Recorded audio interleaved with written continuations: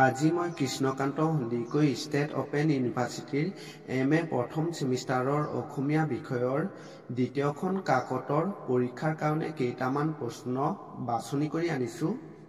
১ number প্ৰশ্ন, অৰুণোদয় যুগত হোৱা অসমীয়া ভাষাৰ সংকট আৰু ইয়াৰ সমাধান সন্দৰ্ভত বহলাই আলোচনা কৰক।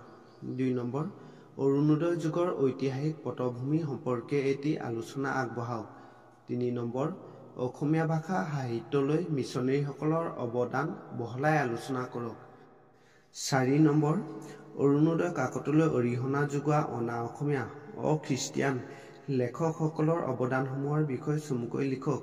৫ নম্বৰ, অৰুণোদয়ৰ পৰৱৰ্তী বাতৰি কাকতসমূহৰ এটি ৰূপৰেখা দিয়ক। ৬ নম্বৰ, জোনাকী যুগৰ সাহিত্যৰ ৰূপৰেখা দাঙি ধৰি ইয়াৰ বৈশিষ্ট্যবোৰ আলোচনা কৰক। ৭ নম্বৰ, যোৰহাটৰ আছাম বিলাসিনীৰ বিষয়ে লিখক। ৮ নম্বৰ, আবাহন যুগৰ অসমীয়া সাহিত্যৰ বিষয়ে লিখক। ৯ নম্বৰ, আধুনিক অসমীয়া সাহিত্যৰ পটভূমি নিৰূপণ কৰি এটি প্ৰবন্ধ যুক্ত কৰক। ১০ নম্বৰ, জোনাকী আলোচনীৰ উদ্ভৱ প্ৰসংগৰ লগতে অসমীয়া সাহিত্যৰ বিকাশলৈ জোনাকীৰ অৱদান সম্পৰ্কে আলোচনা কৰক। ১১ নম্বৰ, জয়ন্তী যুগটোক অসমীয়া সাহিত্যৰ ক্ষেত্ৰত এটা বিশেষ বিন্দুৰূপে আখ্যা দিব পাৰি নেকি? ১২ নম্বৰ, জোনাকী যুগৰ সাহিত্যৰ ধাৰা সম্পৰ্কে লিখক। ১৩ নম্বৰ, ৰামধেনু যুগৰ সাহিত্যৰ বৈশিষ্ট্য আলোচনা কৰক। ১৪ নম্বৰ, অসমীয়া আলোচনী সাহিত্যত বাঁহীৰ ভূমিকা সম্পৰ্কে আলোচনা কৰক। ১৫ নম্বৰ, বাঁহী আলোচনীৰ অসমীয়া সাহিত্যলৈ কি বৰঙণি আলোচনা কৰক। ১৬ নম্বৰ, জয়ন্তী যুগ প্ৰধানতঃ প্ৰগতিশীল সাহিত্যৰ যুগ কথাষাৰ আলোচনা কৰক। ১৭ নম্বৰ, ৰামধেনু যুগৰ সাহিত্যৰ ধাৰা সম্পৰ্কে আলোচনা কৰক। ১৮ নম্বৰ, ৰামধেনু যুগৰ সাহিত্যিকসকলৰ বিষয়ে লিখক।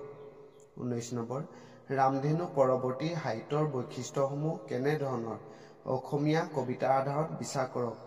২০ নম্বৰ, ৰামধেনুৰ পৰৱৰ্তী কালৰ অসমীয়া চুটিগল্প আৰু উপন্যাসৰ বিভিন্ন ধাৰাসমূহৰ বিষয়ে আলোচনা কৰক।